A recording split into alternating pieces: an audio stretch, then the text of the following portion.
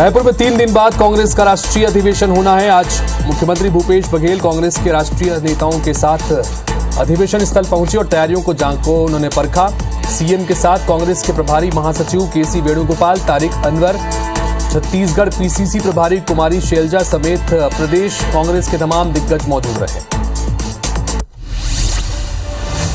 कांग्रेस के राष्ट्रीय अधिवेशन के पहले एआईसीसी डेलीगेट्स की सूची पर एमपी में विवाद हो गया है। कांग्रेस विधायक लक्ष्मण सिंह ने ट्वीट कर हीरालाल अलावा को शामिल करने की मांग की।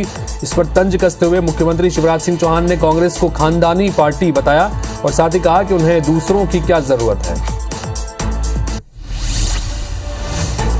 इधर एमपी के पूर्व मुख्यमंत्री कमलनाथ ने फिर ट्वीट कर सीएम शिवराज पर निशाना साधा। उन्होंने लिखा है कि कर्म प्रधान विश्व रची राखा, जो तस करही सो तस फल चाखा। शिवराज जी, अपने कर्मों का हिसाब आदमी को यही देना पड़ता है। आपने कहा कि पुलिस में महिलाओं की प्राथमिकता से भर्ती करेंगे, लेकिन पुलिस भर्ती को आपने विवादों में उलझा दिया और आपका यह षड्यंत्र मध्य प्रदेश की मातृशक्ति कभी भूलेगी नहीं।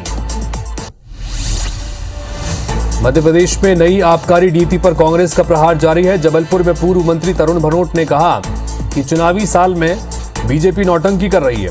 बीजेपी को धन्यवाद यात्रा के बजाय माफी मांगो यात्रा निकालनी चाहिए। उन्होंने तंज कसा कि बीजेपी राज्य में शराब के शोरूम खोलकर सरकार ने स्वर्णिम विकास किया है। तो देवास में विकास यात्रा के दौरान बीजेपी विधायकों के विरोध पर कांग्रेस विधायक सज्जन सिंह वर्मा ने तंज कसा कि लोग हिसाब पूछ रहे हैं, यह हिसाब यात्रा है, विकास यात्रा नहीं है। तो वहीं बीजेपी सांसद महेंद्र सिंह सोलंकी ने पलटवार किया कि सज्जन सिंह वर्मा को जनता चुनाव में जवाब देगी। दतिया में विकास यात्रा के दौरान गृह मंत्री नरोत्तम मिश्र का भव्य स्वागत किया गया है। समर्थकों ने उन्हें 1 टन की फूलों की माला पहनाई। इसके अलावा 3 जेसीबी मशीन का इस्तेमाल इसके लिए करना पड़ा। इसी बीच कांग्रेस के आधा दर्जन नेता पार्टी छोड़कर बीजेपी में शामिल हो गए। जिला महासचिव सोवरन सिंह यादव, अन्नू पठान और ब्रजेंद्र बैस सहित 5 लोगों ने नरोत्तम मिश्र के सामने बीजेपी की सदस्यता ली है। चुनावी साल में तमाम मंत्री विधायक सक्रिय हो गए हैं और किसी न किसी तरीके से आम जनता से जुड़ने की कोशिश में लगे हैं। इसी कड़ी में ऊर्जा मंत्री प्रद्युमन सिंह तोमर गुना के एकलव्य हॉस्टल पहुंचे, जहां हॉस्टल में गंदगी और लापरवाही पर उनका गुस्सा फूट पड़ा और प्रबंधन को खरी खोटी सुनाई। प्रद्युमन सिंह तोमर ने छात्रों के साथ मंत्री भोजन भी किया।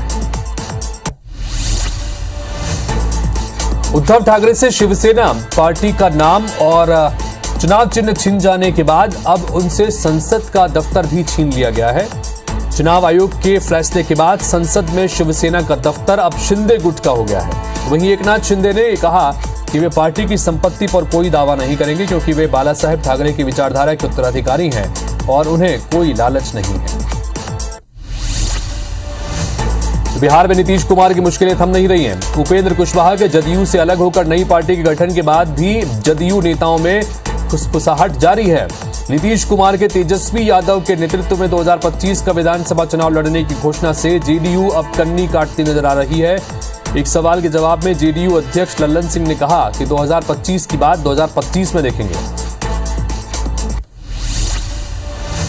हैदराबाद के निकाय चुनाव में बीजेपी के विरोध में तेलंगाना के मुख्यमंत्री केसीआर ने एआईएमआईएम से हाथ मिला लिया है। केसीआर की पार्टी बीआरएस और असदुद्दीन ओवैसी की पार्टी एआईएमआईएम ने राज्य में बीजेपी को रोकने के लिए रणनीति तैयार की है। दोनों पार्टियां मिलकर बीजेपी के वोट बैंक में सेंध लगाएंगी।